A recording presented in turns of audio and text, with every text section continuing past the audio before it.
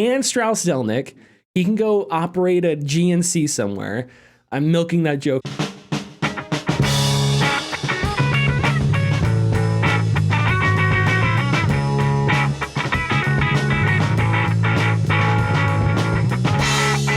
And welcome into the Gaming Discourse. I'm Tyler Frater alongside Richard De La Cruz, who is not here today, and Chief Engineer Lieutenant Commander Connor Frater. Good evening.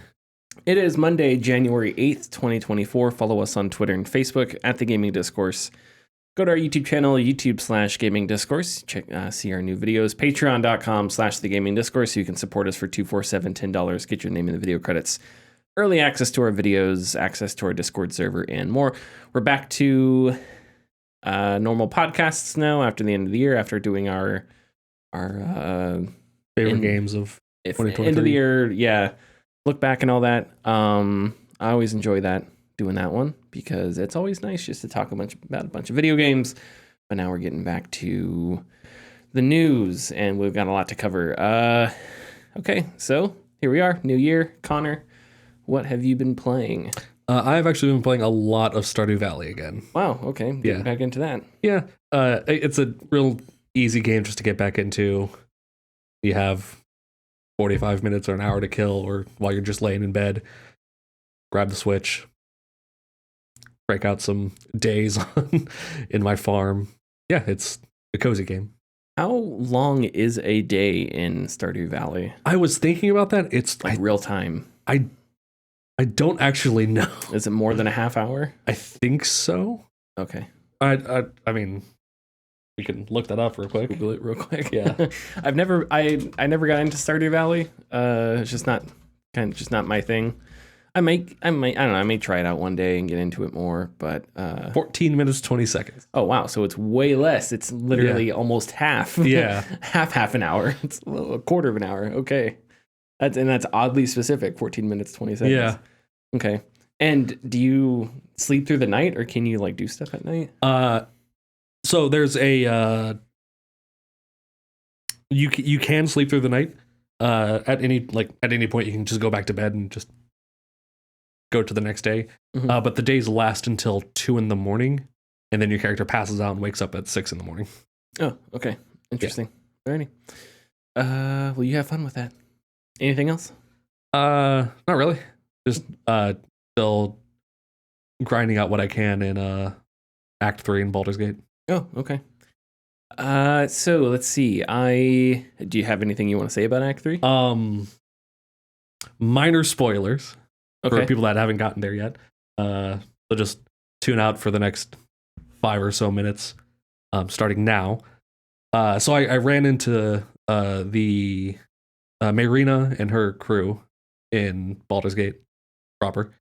And I went on the missions and I found where Auntie Ethel was hiding. And I kind of fucked up. Uh-oh. Because she does the thing where she, disappears and a whole bunch of her reappear. Yes. And I had Will in my party, and he had Eldritch Blast and Repulsing Blast, and I just targeted 3 of them. And I launched her into a pit and killed her instantly.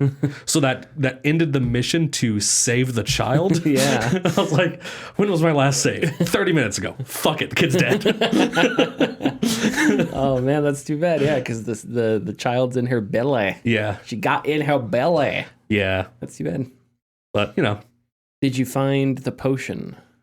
I did. Okay, you just forgot to deploy it. Well, no. So because Auntie Ethel technically died there and then was revived by one of the plants, it ended that mission. Oh, so the kid died, but Auntie Ethel didn't. Yes. Oh, that doubly sucks. Yes. Because you had to go through the rest of the fight. Still fighting Auntie Ethel, yeah. Knowing that you just killed the... Okay, yeah, that really sucks. Ouch. Yeah. Alrighty, well. And I decided it's not worth it to roll back, do the Blushing Mermaid fight again, and then come down here and do this fight again. Wow, that's a lot of fighting, because she also has her little guards outside her. Which I just snuck past them and then fought them in the chamber. Okay. And I was able to stun lock most of them. Oh, okay. Yeah. Nice. Alrighty. Well, what class are you playing again? I am a paladin, and I'm running with Shadowheart, Will, and Asterion. Okay, so 2 paladins, huh? Wait, no. Shadowheart's a cleric. Yeah. Yeah, sorry. Already forgotten. It's been so long. No. Well, those are similar classes anyway, so. Yeah, kind of. No, they are. Just kidding.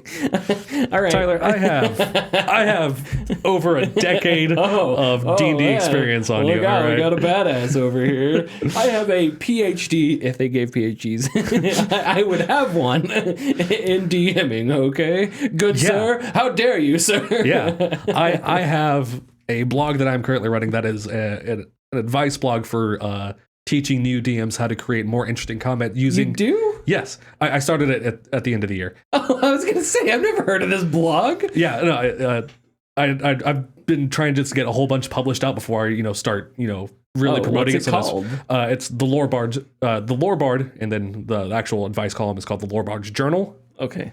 Everybody go on there. Substack. There you go. So been doing that as well. But yeah, no, I have lots of experience in DMing and in D&D in general. So don't fucking come out with it. Oh, they're the same class. No, they're different. Well, I'm starting my my Substack, the other Lord Bard, who, and my whole platform is paladins and clerics, pretty much the same thing. That's my only take on D&D. I'm sorry. Okay. So I've been playing a lot of different stuff. I've been playing the Dead Space remake. It's pretty good. It's very good. I'm enjoying it. There are changes that are cool. There are side quests now, little other things you can do to explore the Ishimura. Things that I don't like, they gave Isaac a voice, which is weird. Isaac was a dang. Excuse me. Maybe I'm turning into a necromorph. Isaac was a silent protagonist in the first game, except for like his screams. But he didn't really. I don't think he had any dialogue, even at the beginning. In this one, he has dialogue, but it's weird because he doesn't really have a personality. He just has dialogue. So I'm not quite sure what I think part of it is that they gave the characters a little bit more. They made them a little bit more robust. Nicole now has, who is Isaac's girlfriend, I think, or maybe wife. It never really says exactly. They have different last names, but they could still be married. Nicole, her character is a little bit more robust. You see her in recordings talking about the Church of Unitology, and she's trying to get people to like leave the church, and she not a resistance, but she's forming like I guess resistance is the best way to put it. A resistance to the Unitology members that take over the Ishimura, and she's kind of not spearheading that, but active in it, I guess. So they make her character a little bit more interesting and robust. And I think with that, you kind of have to give Isaac a voice, because with all those character dynamics, it would be weird if it all bounced off in a silent protagonist. But even then, it's like a lot of Isaac's lines and his dialogue just aren't that interesting. Mm-hmm. He's a very just sort of one-note character. So I think that's a bit of a missed opportunity, because you could have made his character, I don't know, you could have done something, given him some kind of personality. Instead, they just gave him words, which I think is just weird and is kind of, I don't know. It's kind of an uninspiring characterization, I guess, especially when it's paired with so many interesting little character dynamics. But the combat is still Dead Space. The visuals are great. It's everything that I think the remake should be. Instead of jumping, when you go into zero grav places on the Ishimura, instead of jumping between walls and the floor like you did in the first game, you actually have like jetpack rocket boost things on his he has them like on his back and on his feet, so you can sort of hover around and float. Mm-hmm. And that's pretty cool, because you can float around and shoot like a really slow Iron Man. But that's something I like about Dead Space, because Dead Space, I don't think you're not supposed to feel like an action hero, at least at first, because Isaac's the idea is that he's using all these improvisational weapons that are meant for like engineering and stuff like that, like ship breaking, to kill these necromorphs. And so he kind of has to, I'll use this tool, I'll use this, so they're not really military weapons he's using, except for the assault rifle, I guess. And then like the suit, the suit itself looks like it's something that's cramped and uncomfortable, and it kind of evokes like a diver suit or a knight in armor, because he's like kind of slow and lumbering. A little bit faster in this one. But yeah, I think the big hope is that they'll remake Dead Space 2, because Dead Space 2 is the best of the Dead Spaces. I didn't play Dead Space 3 very much, but it got bad reviews, microtransactions, etc., etc. But I think Dead Space 2 was better, and I've only played that one once, so I'll have to replay it, but I hope Motive is able to remake that guy. Yeah, I got a PSVR 2 as a late Christmas gift, and so I've been playing, I picked up, I forgot the name of the game. The game Richard likes, the VR game. It's a roguelike. I don't remember now. The Light Brigade, never mind. It's called The Light Brigade. I haven't played that a ton, so I won't talk about it. But I've also been playing Resident Evil 8 in VR, and Resident Evil 8 in VR is very good. The game's already good. Resident Evil 8's a good game. But the VR aspect, it's in some ways it's pretty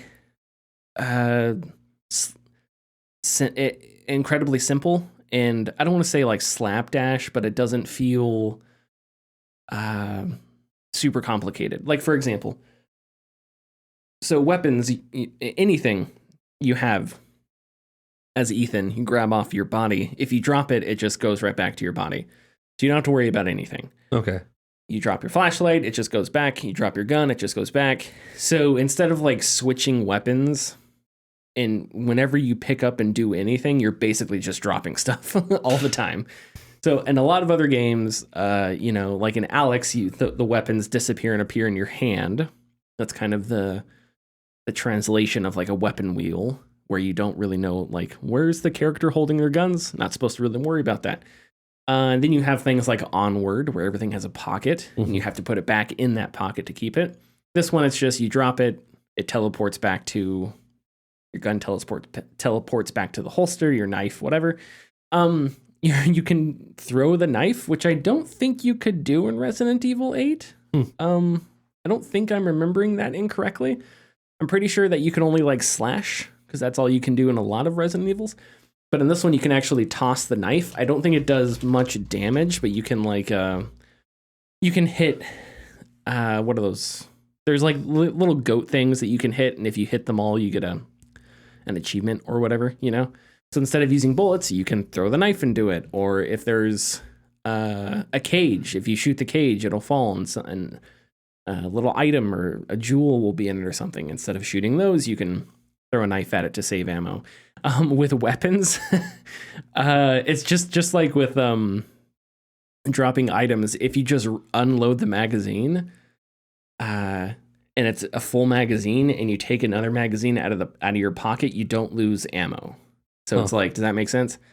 So if you have, it's not like magazine based. It's just you have a pool of ammo, so you can sit there and unload the magazine and load a new one endlessly, because the amount of bullets you have doesn't change. You can sit there and pull back the slide on the pistol and eject like 1,000 bullets, and it doesn't count them. You can pump the shotgun a bunch of times, and you never run out of shells. It just doesn't count. And I think that's probably because it's like, what's important, you know? Yeah. Is it important that you can lose ammo that way, or is it more, pumping the shotgun feels cool? So you have to do it to reload, but it's like, you know, if you do it when you already have a fully loaded shotgun, it doesn't really matter, because that's not what is important. So I guess that's what I mean. Oh, the other thing is like Resident Evil, because Resident Evil 8 was initially first person. I think there was a third person update. I may be wrong about that though. But so a lot of the cutscenes play out in first person, right? A lot of them do.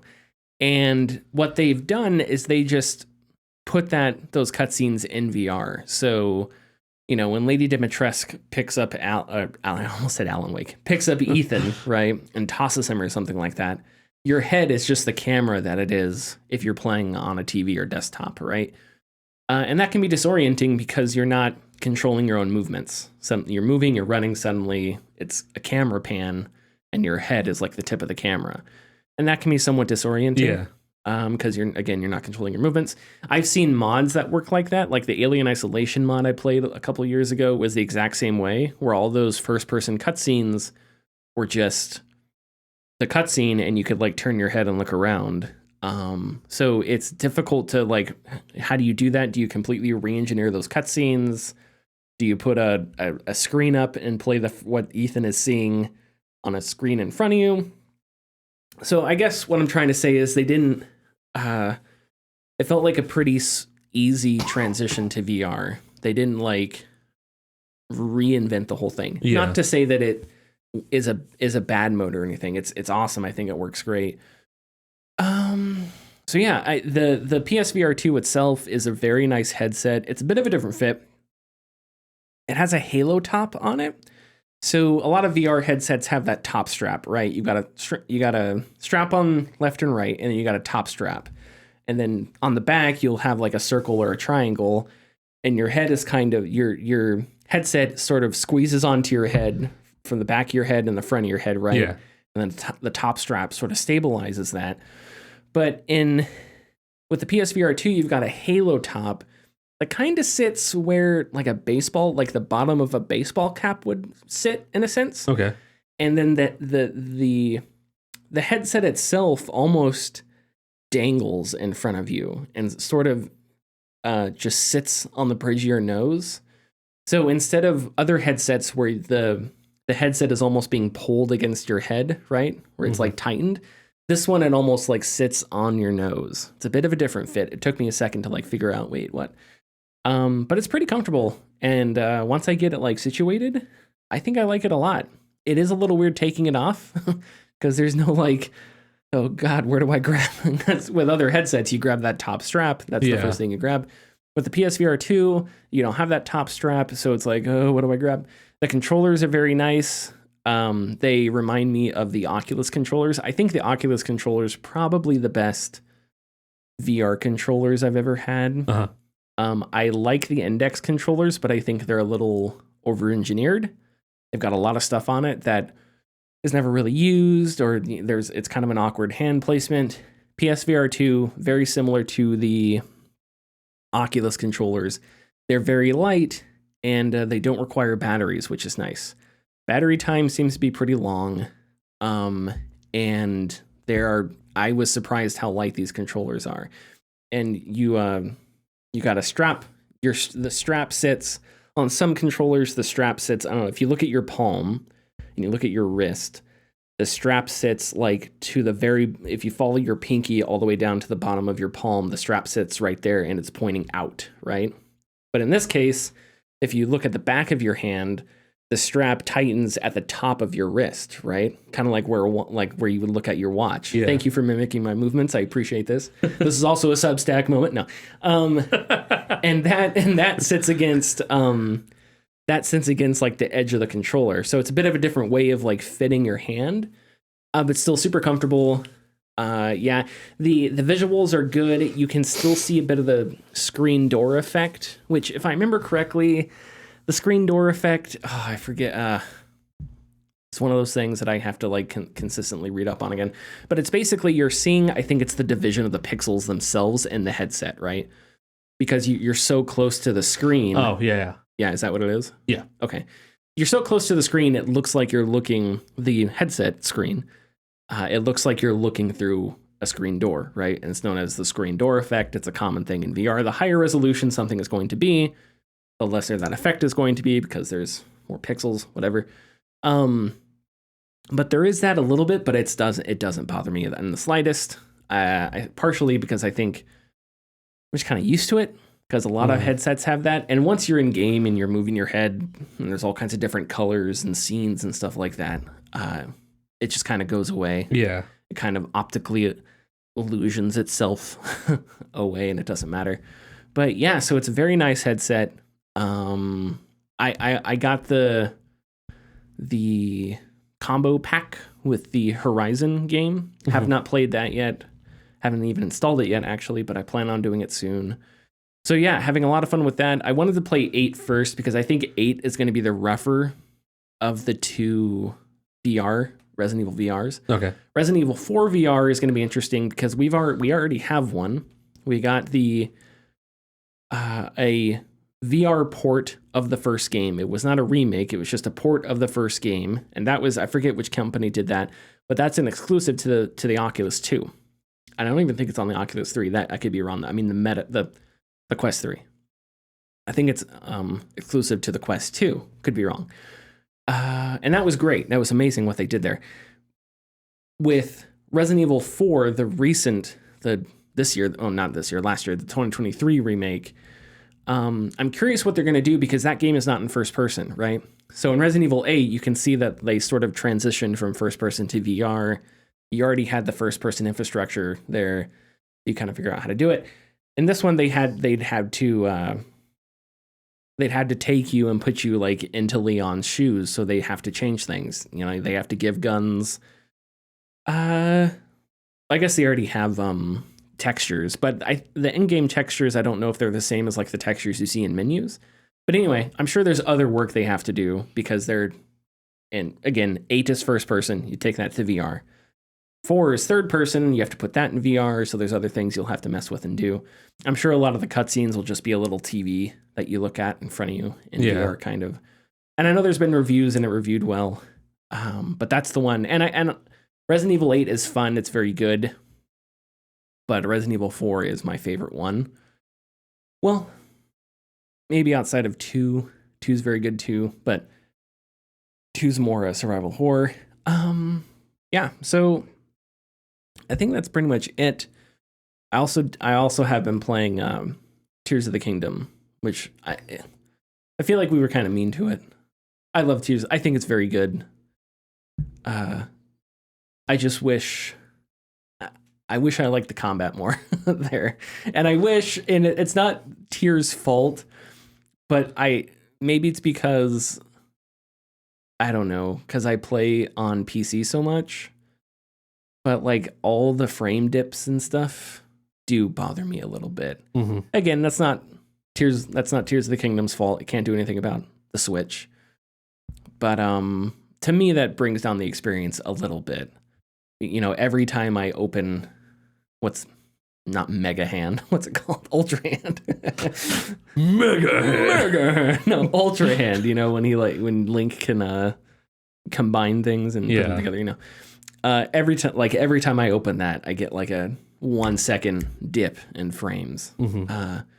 If I never owned a PC and I only played on the Switch, maybe that's not that big of a deal, but when you're pretentious like me and everything has to hit 144, you throw it in the trash. It's like, little hiccups here and there. Not a big deal. But that game is very good. And yeah, I just wanted to say that. Please don't harass us. Okay, is there anything you would like to say? Nintendo, worst game company, come at us, nerds. Yeah, don't harass us.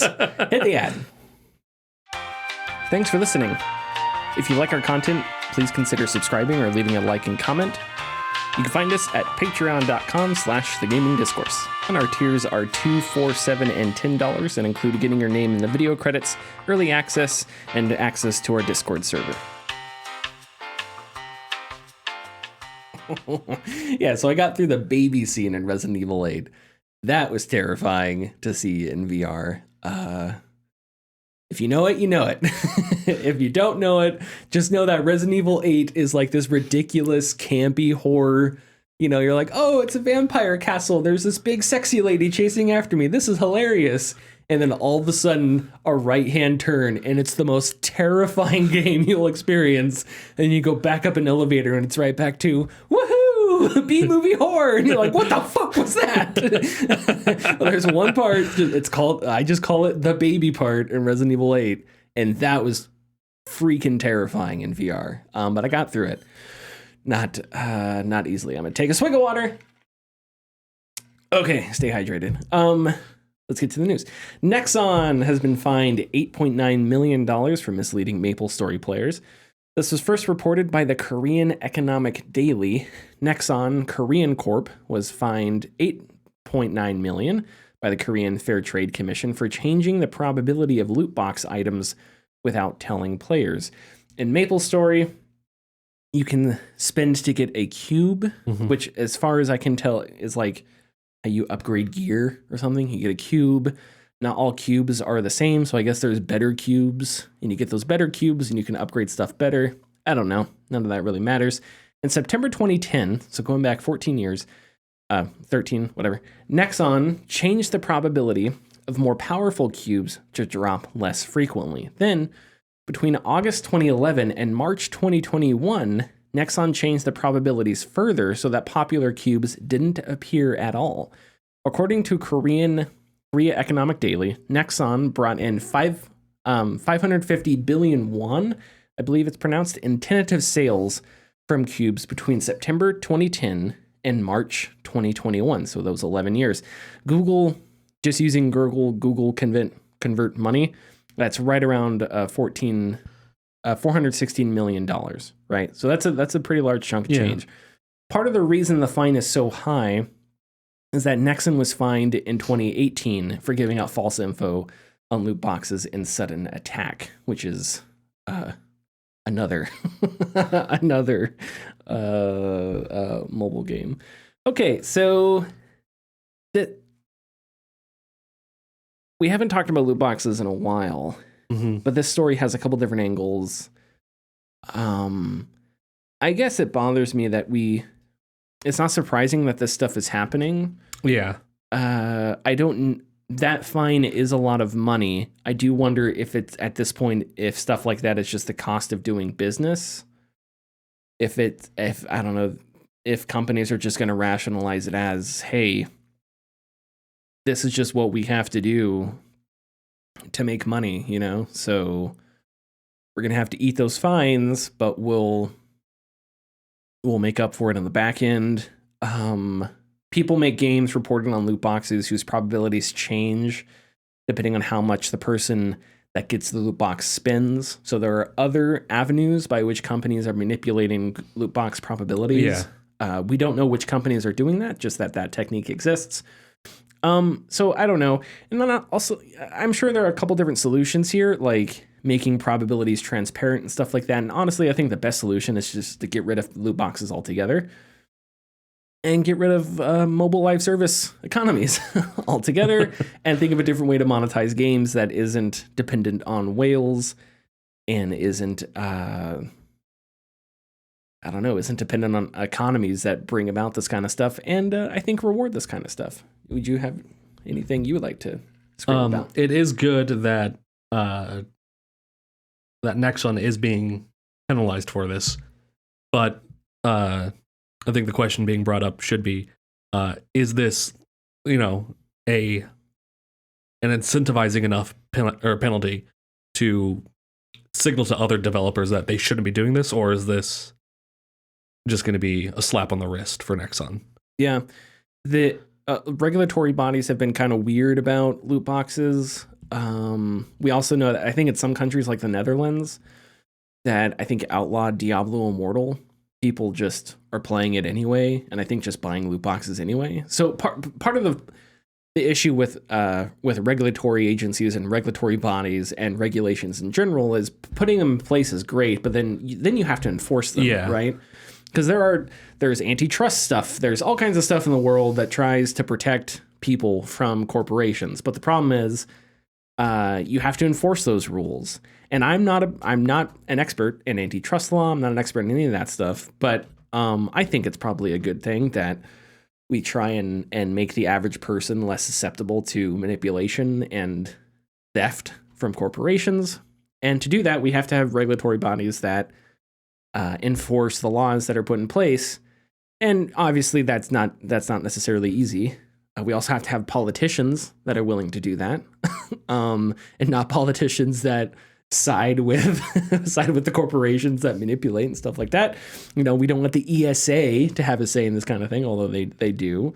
So yeah, my knowledge of like American antitrust stuff is one thing. When it comes to Korea, I'm completely out of my depth. But yeah, I would agree. I think it's a good thing. As far as whether or not companies will take notice, I don't know, because again, I wonder if it's not just considered part of doing business. You know? So I will point out that Game Industry Biz did get the numbers a little bit wrong. Oh, were they? They put Nexon was fined 11.6 million won, or 8.9 million USD. Oh, I may have put something wrong in my notes. No, it's on their article. 8.9 million USD is actually 11.6 billion. Oh, okay. Yeah. Okay. Yeah. So it's in their economy, probably a lot larger of a, yeah, and I can't speak for the South Korean economy. I'm not an economist or South Korean. Yes. But a relatively successful company being fined 8.9 million in the US, and I'm not talking AAA, I'm talking like mid-tier games. That's substantial. Yeah. Yeah. No. Yeah, I think you're right. But again, to repeat myself for the third time, my only thing is that going to just be considered? And at the other end, it's like, how will their business be affected by it? Are whales going to go to a different game? You'll get hate online, right? If this was EA will be hated online. We'll complain. We'll call Andrew Wilson a douchebag, right? All that stuff. But does that matter? Does that matter to shareholders? Is that just, okay, they spat in our faces, but let's just go rake in more cash for the next quarter, right? I think that may be part of the strategy. I think anytime that a company is fined more than $1 billion, billion with a B, it does take notice from other companies. Yeah, maybe. Maybe. Okay, ready to move on? Yep. A lot of people think Switch 2 is coming this year. Many analysts have predicted this. Among them is Serkan Toto, CEO of Canton Games.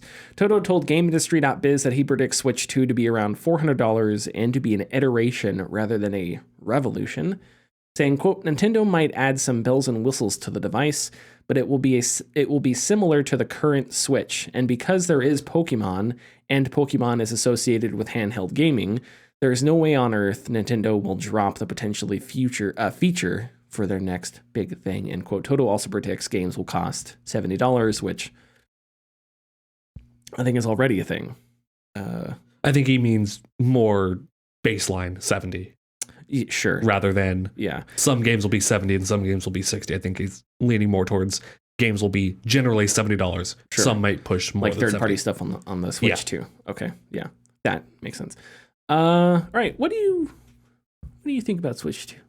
I do think it's going to be an iteration. I think they're going to go along how they did with the OLED version. They're just going to improve the not huge improvements, but small improvements on the visual component of the screen. Mm-hmm. Probably a slightly larger internal storage, and I predict that they're gonna change up the Switch controllers a little bit, probably make them a bit more robust, not disposable. And I do think that with the OLED version, where you have the full flap on the back that covers the entire length of the Switch rather than just a little sliver, I think that's going to be the mainstay for their portable consoles going forward. Oh, I didn't even know that was what the back of the OLED was. Yeah, instead of that little kickstand switch or kickstand lever that you have on the Switch. Just an entire flat back there. Yeah, it's the entire back quarter pops out, which makes it a lot more stable. Okay.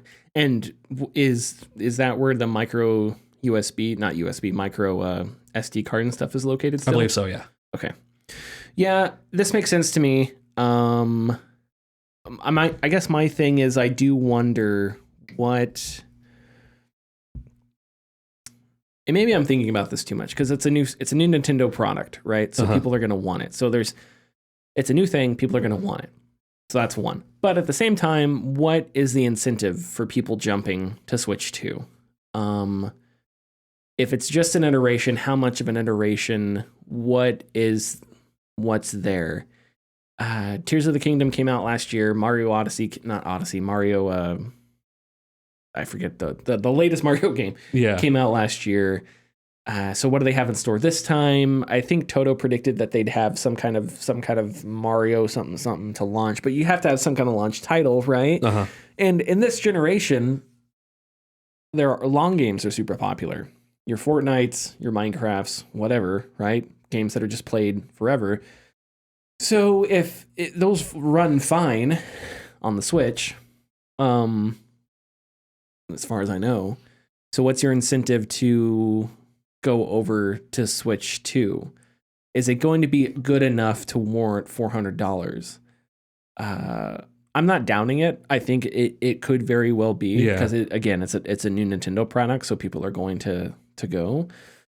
But I'm just curious. And the other thing is, I think we're in a position now in this generation where if you have an Xbox Series X or S or a PS5, chances are you already have one, right? Yeah.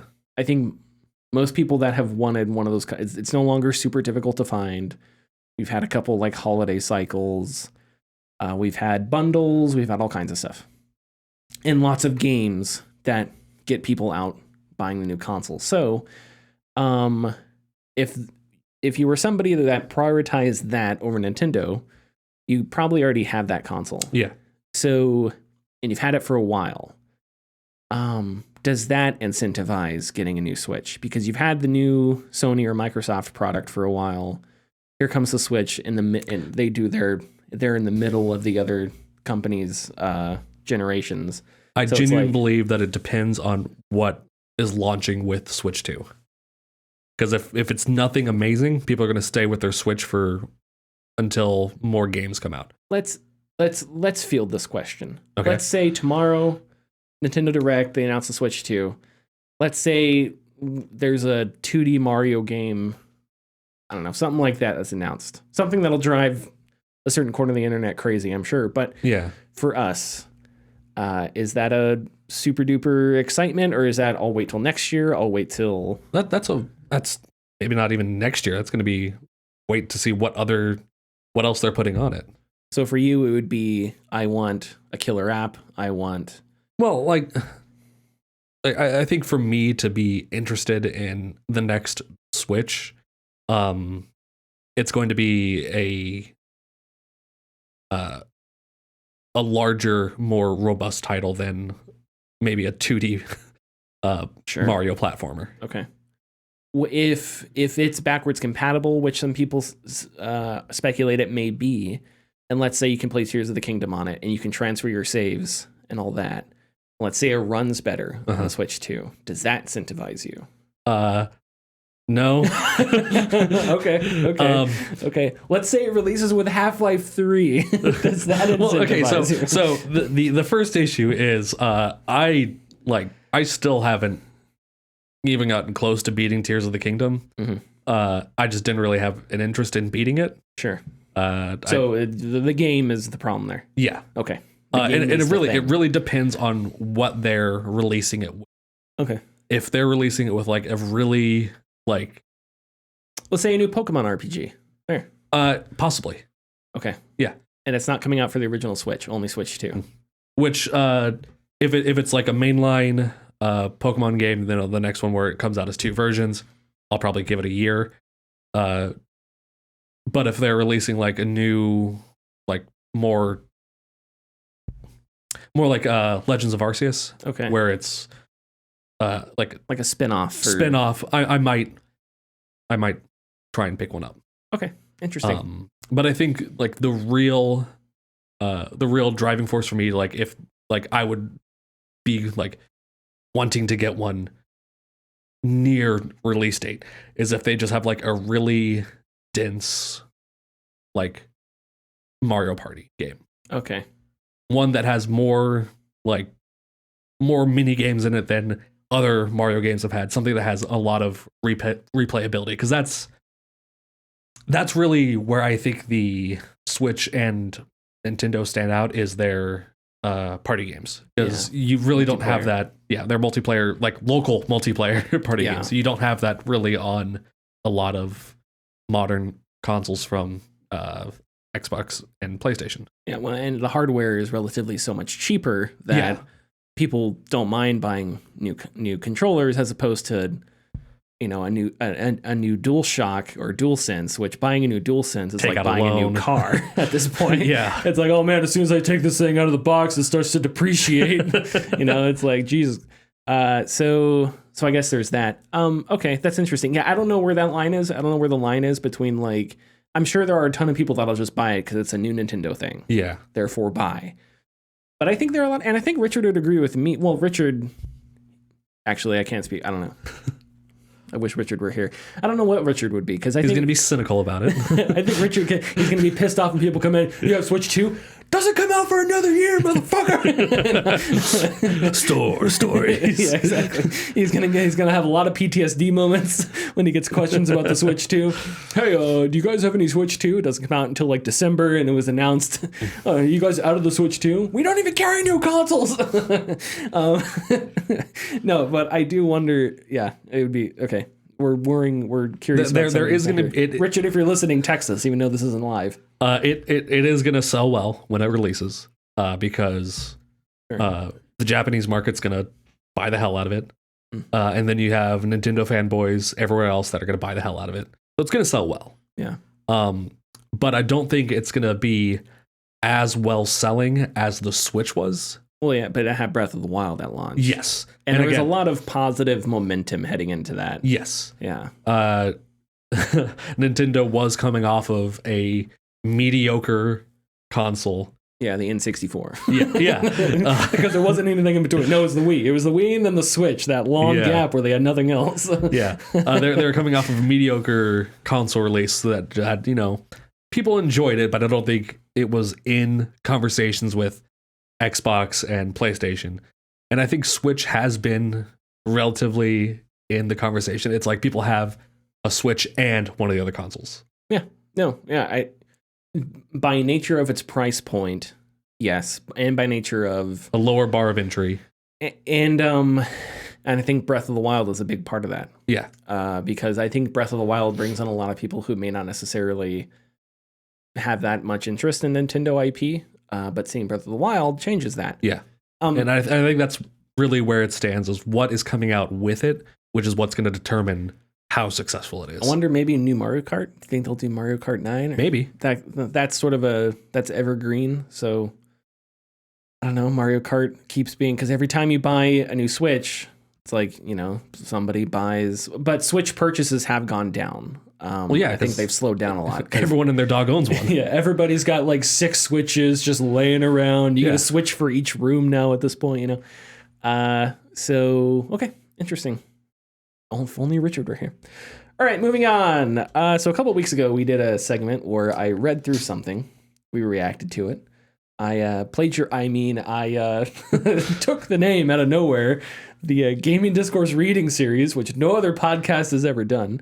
But I have a new name when I read something and we react. And we'll make a sounder, something like read and react, and then like a football, because, you know, it's like a linebacker, read and react. What does that guard do? Guard pull, scrape. What's that guard do? Step up, down block, hit your gap. What's that guard do? Always run the fade. No, you don't. You never run Always the fade. run the fade. Never. So this is read and react. Reading from Cecilia D'Anastasio at Bloomberg. TakeTwo bet on mobile as it tumbled. And every now and then, Connor, you would like to interject. Yep. I have a few notes that I'll talk about as we go through. And this is not the entire thing. I've taken out large chunks, but I'm not going to read the entire story. So we'll be skipping around a little bit. But I think these are the parts that are most interesting to me. So, starting off, excitement over the upcoming release of Grand Theft Auto 6 is letting publisher TakeTwo Interactive Software deflect investor attention from a big problem. Its $12 billion foray into the shrinking mobile game business. With just a small presence in the fastest growing segment of video games, titles played on smartphones, Take-Two splurged last year on Zynga, known originally for Facebook games like Farmville and Words with Friends. It was the biggest deal ever in video games and boosted revenue from mobile titles to half of Take-Two's $5.3 billion in annual sales. Unfortunately for Take-Two and longtime CEO Strauss Zelnick, the deal closed just as the mobile games business was heading into a downturn. With the end of COVID-19 restrictions, consumers who had embraced casual games during the pandemic turned to other diversions. At the same time, Apple built new privacy features into its software that made it harder for Zynga to attract new players. Okay, so I believe Cecilia D'Anastasio here is referencing Apple's app tracking transparency, which was introduced 2 years ago with iOS 14. I don't know anything about phones. And basically what it does is you can stop an app developer from tracking you across apps, right? Yeah. And I think it's on by default now. Maybe I don't know. I looked on my phone and there's an overall setting you can turn it off so you never get that pop-up to begin with. So it just says no every single time. I think it's hilarious that Apple allowing people to choose whether or not they get tracked has decimated. It's like, if you give people a choice, we don't have a business model, you know? And it is opt out by default. Okay, yeah. I think that's interesting. I wonder, what does this say about the mobile economy? What does this say about our entire economy? That when people are given a choice to be tracked, they're like, no thanks. And then a bunch of dudes in Silicon Valley wearing fucking sweater vests and looking like Mark Zuckerberg are freaking out because everybody's saying no thanks. I think that's a little obnoxious, but whatever. Continuing on.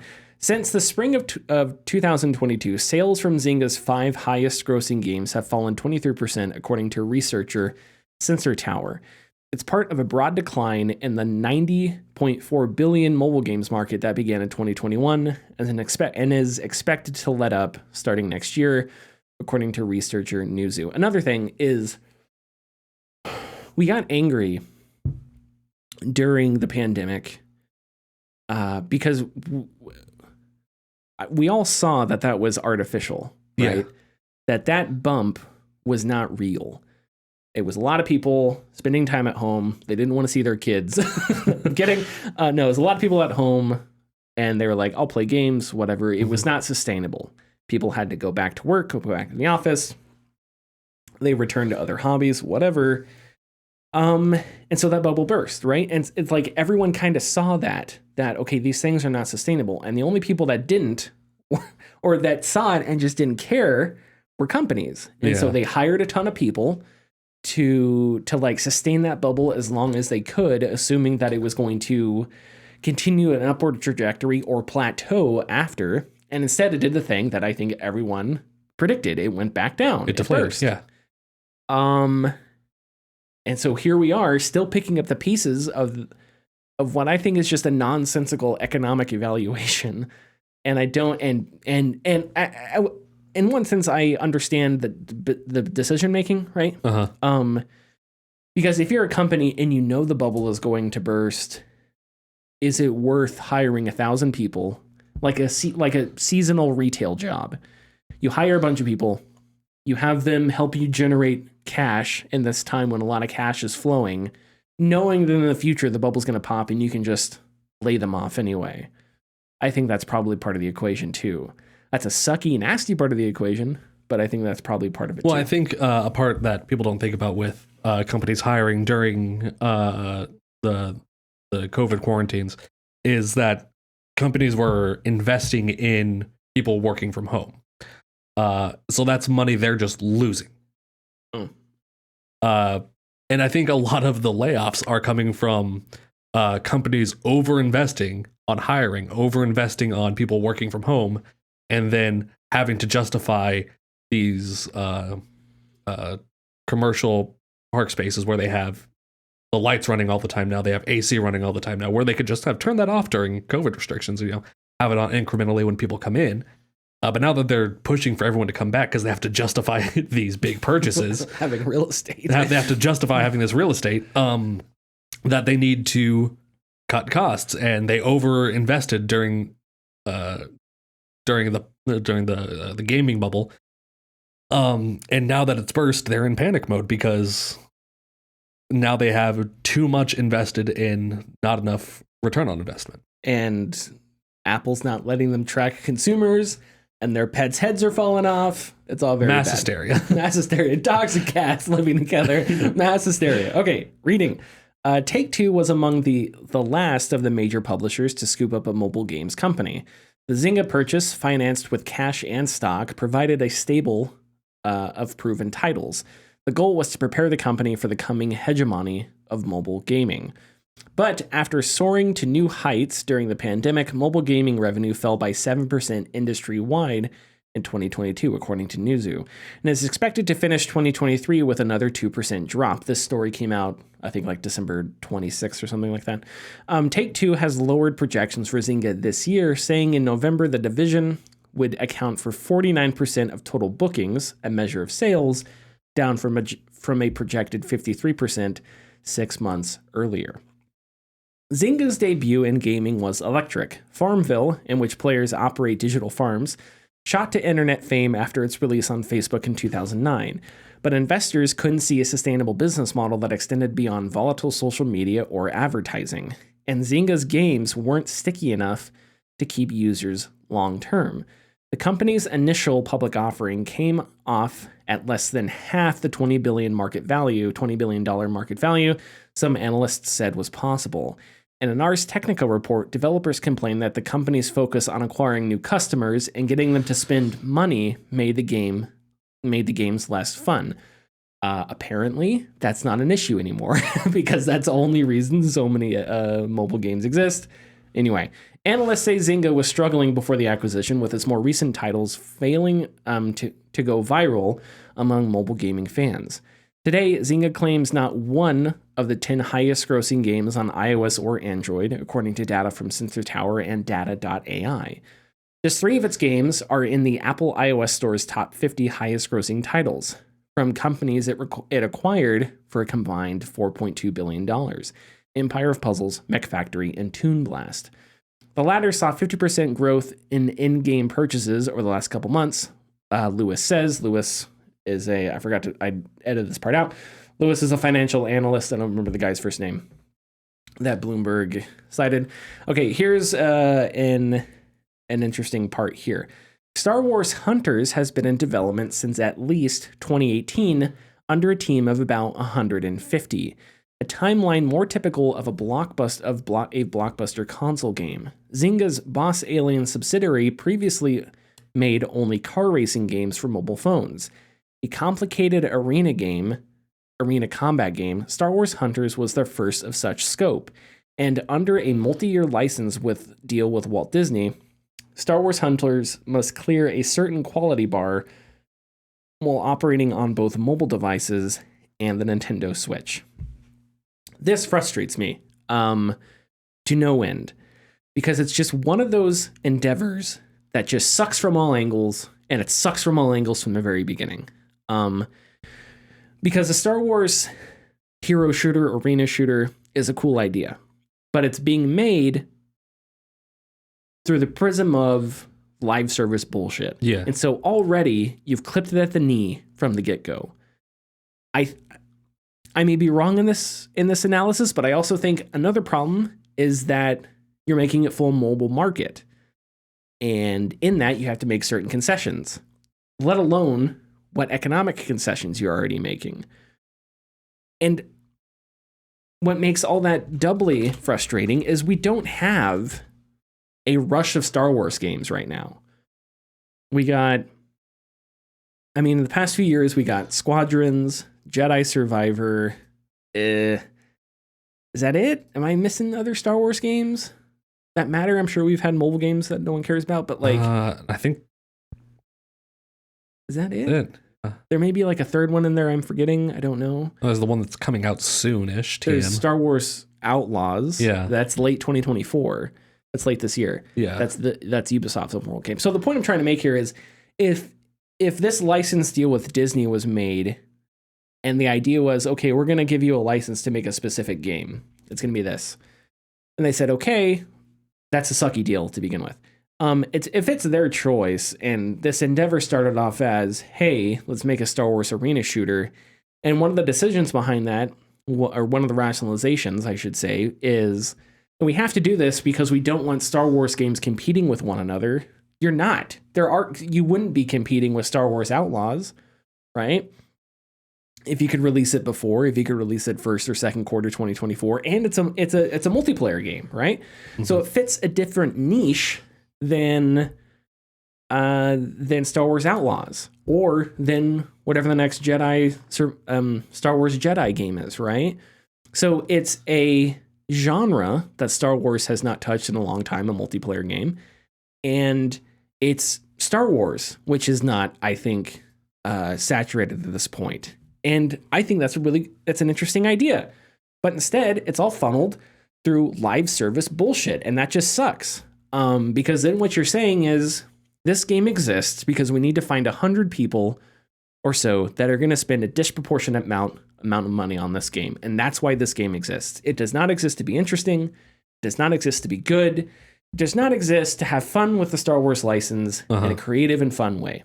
It exists because we need to find a couple people who are willing to spend an inordinate amount of their discretionary income on us, and then we facilitate that for a long time. And if that fails, it's not any of the decision makers' fault, right?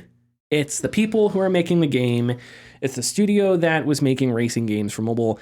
That's where it's going to fall to, and that's what people are going to make fun of, and that's what's going to get the bad press, and that's what's going to get the bad tweets. It's But the systemic problem of executives making dumbass, stupid decisions that lead to this point, they're going to be fine. And it's just going to be, that's just a casualty part of our bullshit mobile strategy. All that really just bothers me. Especially, it would be one thing if we were getting a couple Star Wars games every year, but we're not. And there's no reason we shouldn't be. There's a demand for that. God damn it.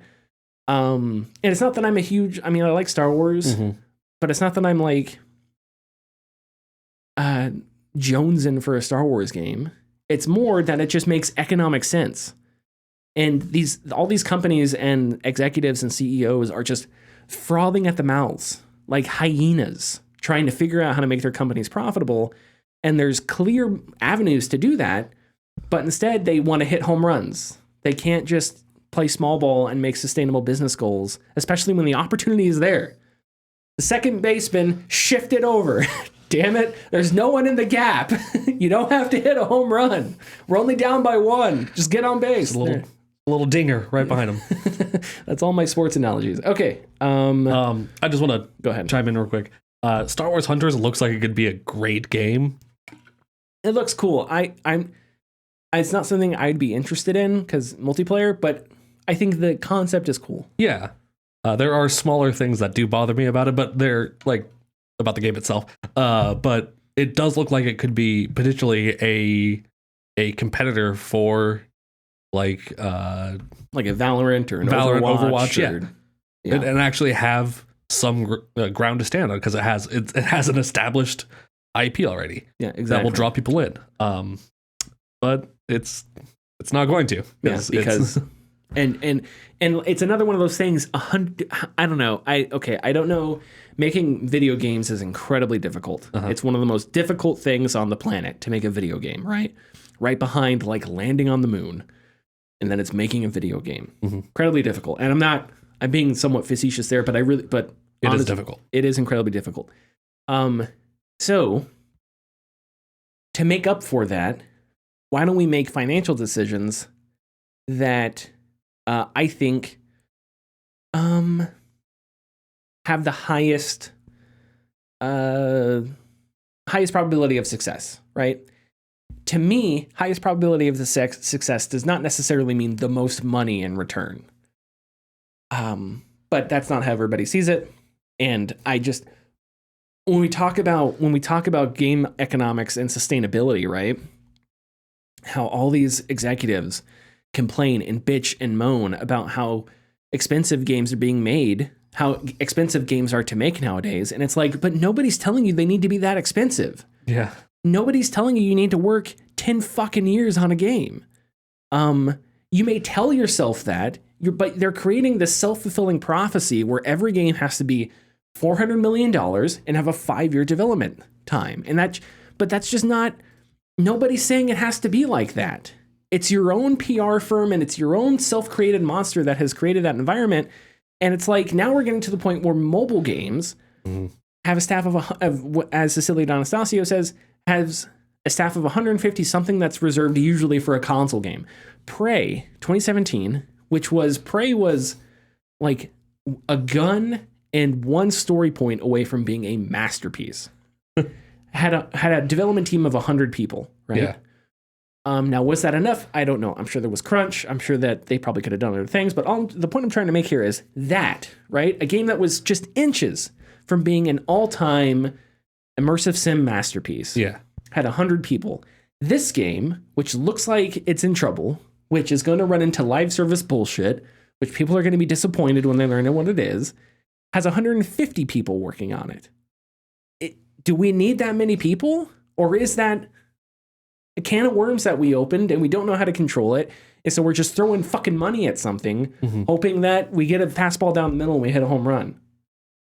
And that's the business strategy. We hope it hits. We hope some streamer plays it, and we hope a bunch of whales decide to spend a bunch of money on it. And that's how we sustain the business. And that is seen as genius business maneuvering. Bothers the hell out of me. Okay. All I'm going to say is that any game where you can play as 2 Jawas in a trench coat deserves to be successful. Yes, thank you. You should point that out. The game has 2 Jawas standing on top of each other in a trench coat, like Little Rascals or Eric Andre, although it's just him in a stilt. He walks in trying to buy a car. I'd like to buy a car, please. Okay, moving on to end it here. When analysts ask about Zynga on earnings calls, Zelnick has acknowledged the challenges. Late last year, he described the mobile industry as soft. This year, he said, it's more challenging than we anticipated. Zelnick plans to adapt Take-Two's most popular franchises to mobile, prompting speculation about a smartphone version of Grand Theft Auto 6. Analysts question whether that's possible, considering the delays for the Star Wars game. After the acquisition, Zelnick projected $100 million of cost savings within 2 years, and over $500 million of additional revenue down the line, in part from marketing the mobile games to some of Take-Two's traditional customers. The good news for Take-Two is that Zynga's struggles are overshadowed by the enthusiasm for Grand Theft Auto 6. Take-Two shares were at 52% this year through Wednesday's close in New York, triggered by announcements about the game. They were 1.3 higher at midday Thursday. Okay. Connor. So, we have Take-Two. Yeah. Right? Take-Two is led by a human version of a GNC store. Correct? Yeah. Okay. And we have a game, GTA 6. Yeah. Right? Mm-hmm. Right. Why are you excited for GTA 6? We'll just pretend I am for right now. Okay. Let me pose that a different way. Let's say GTA 6, fun, open world. Does that not excite you? An open world Rockstar game. Yeah, it does. Okay. What about it? Just list the things you like about Rockstar games. Great narratives. Interesting. Dynamic worlds that aren't always the same. You can experience 100 different things through 2 different playthroughs. That's interesting. What about the characters? Characters are always usually really well fleshed out and have a lot of interesting meaning to themselves and to the other characters. And there's a lot of interpersonal dilemmas and relationships that go on. Interesting. What are you excited about with GTA, Connor? Oh, the narrative, the story, the characters, the single player mode. So nothing that has to do with microtransactions and live service economies, right? So at the time when Zynga is shitting the bed with Although I will say that I would have spent ridiculous amounts of money for a cure for Arthur's tuberculosis. Just one more score, Arthur. Antibiotics. I don't know if antibiotics takes care of tuberculosis. I don't know. Okay. Okay, but the point I was trying to make is at this time, right, when Zynga's shit in the bed and Take-Two's mobile strategy is kind of up in flames at the moment, right? Isn't not just head-crushingly ironic, just to the point where your brain turns into a black hole and collapses in on itself, that the reason Take-Two shares are up is because of excitement for a single-player game. I'm not going to accept the argument that people are looking forward to GTA 6 Online. I'm sure there are 5 or 12 people out there. On total, nobody gives a shit. What people are excited about is that it's a new Rockstar single-player game. Mm-hmm. And if you look at the past 10 years, maybe outside of L.A. Noire, Rockstar single players are banger after banger after banger, right? You can have your criticisms. There's plenty to say that people don't like. Well, if you're saying look at the past 10 years of Rockstar releases. There's like 3. I think there's 2. Okay, maybe 2, yeah. But even before that, GTA... banger after banger. But even GTA 4 was fun, right? Yeah. I didn't play Max Payne 3, but I know Max Payne 3 has a lot of people like it. GTA 5, very good. And Red Dead Redemption came out in 2009? 10? I think so. So we'll count that one too, okay? Red Dead Redemption 2, 2018. The point I'm trying to make here is, the largest point, is that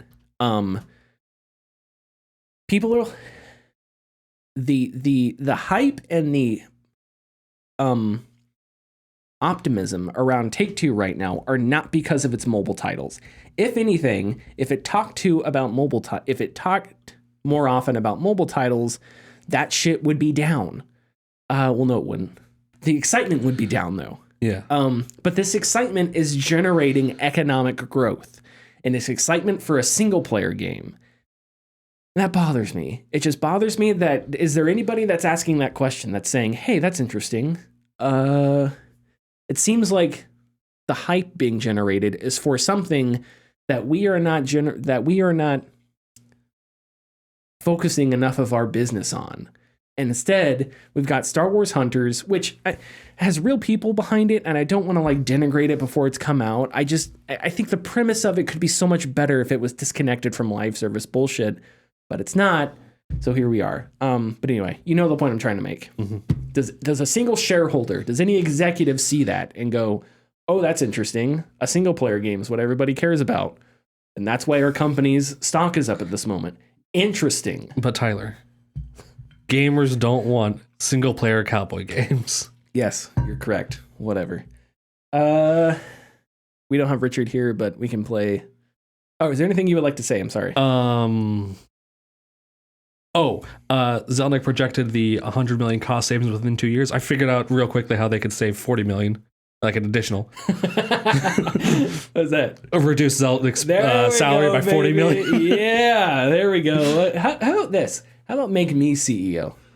I'll take, I don't know, what's a good salary? $50K a year. There, I'll do that. I'll do that to be Take-Two CEO. Can Strauss Zelnick, mm-hmm. He can go operate a GNC somewhere. I'm milking that joke, I know. He can be CEO of GNC until he eats so many products that he just becomes like supplement man or something. And I will take over as CEO of Take-Two, and I don't know what I'll do. I'll do it for a bag of chips and Coke. Yeah, I'm kidding. Obviously, I don't think being CEO is that easy, but it's okay. If you can be the CEO of 3 companies at the same time, I think it's not that difficult. We can play Tidbit Sounder.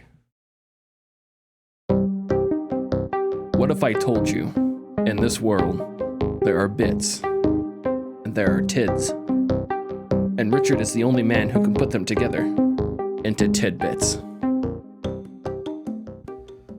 Okay, well, Richard's not here, so imagine tidbits. Richard saying something about, game preservation or whatever, which is important.